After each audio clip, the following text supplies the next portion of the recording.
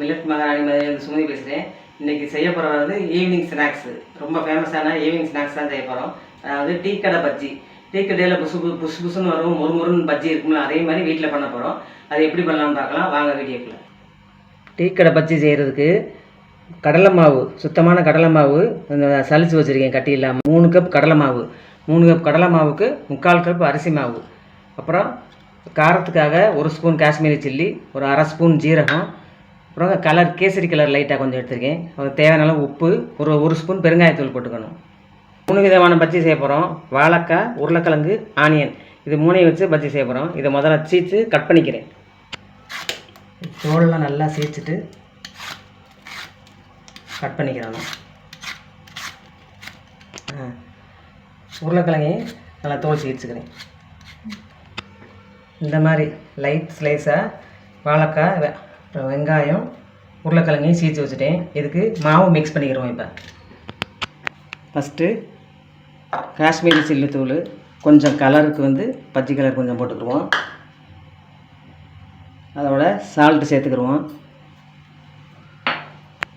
1 spoon பெருங்காயத்தூள். இதெல்லாம் லேசாக தண்ணி ஊற்றி கலக்கிட்டு மாவு சேர்த்துக்கிடுவோம். லைட்டாக தண்ணி ஊற்றி இதை நல்லா கரைச்சிக்கிடுவோம். 3 கப் கடலை மாவு சேர்த்துக்கிறேன். 1 கப் அரிசி மாவு இருக்கும். 1/4 ஸ்பூன் பேக்கிங் சோடா சேர்த்துக்கிறேன். இந்த மாவை நல்லா கலந்துக்கிறேன். அது கூட 1 ஸ்பூன் ஜீரகமும் நல்லா கையில் நசுக்கிட்டு அதை சேர்த்துக்கிடுவோம்.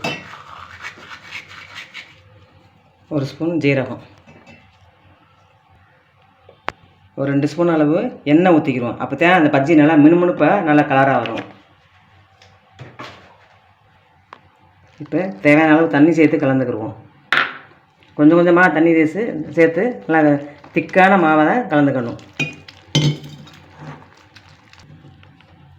மாவு இந்த மாதிரி திக்கான பேட்டராக இருக்கணும். அப்போ தான் அதை டிப் பண்ணி போடும்போது கரெக்டாக இருக்கும். இருக்கட்டும். ஸ்டவ்வாக நினைக்கிறேன். கனமான கடாயை வச்சு பொரிக்கிறதுக்கு கடலெண்ணெய் சேர்க்குறேன்.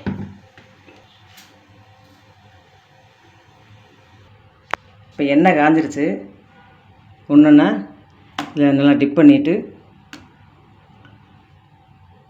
லேசாக அப்படி தட்டிட்டு இதில் போட்டுக்கிறோங்க.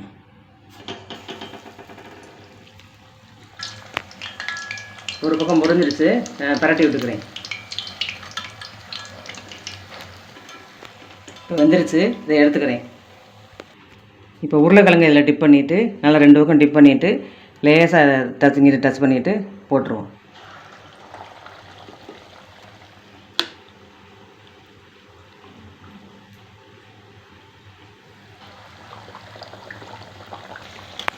இப்போ உருளைக்கிழங்கு பஜ்ஜியும் ரெடி ஆயிடுச்சு. இதை எடுத்துகிட்டு இனி ஆனியன் போட்டுக்கிறேன். ரெடி ஆயிடுச்சு. 2 பக்கம் நல்லா வெந்துருச்சு, புசுன்னு நல்லா வந்துருச்சு. அடுத்து ஆனியன் போட்டுக்கிறேன்.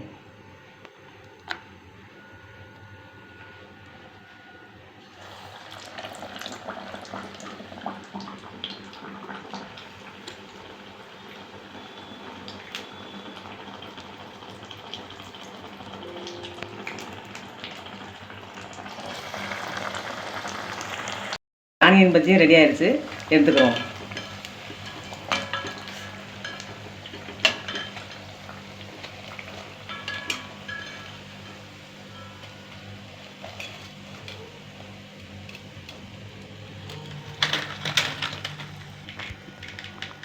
இப்போ எல்லா பஜ்ஜிகளையும் போட்டு எடுத்தாச்சு.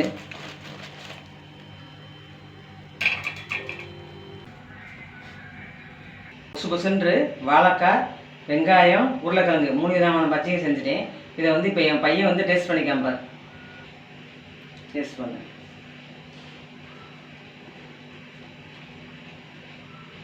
வா, முறுமுறுன்னு சாஃப்டாக டேஸ்ட்டாக அருமையாக இருக்குது. இந்த மாதிரி பஜ்ஜி நான் எந்த கடையிலையும் நான் சாப்பிட்டதே இல்லை. இதே மாதிரி நீங்களும் செஞ்சு பார்த்துட்டு எங்கள் சேனலுக்கு சப்ஸ்கிரைப் பண்ணுங்கள்.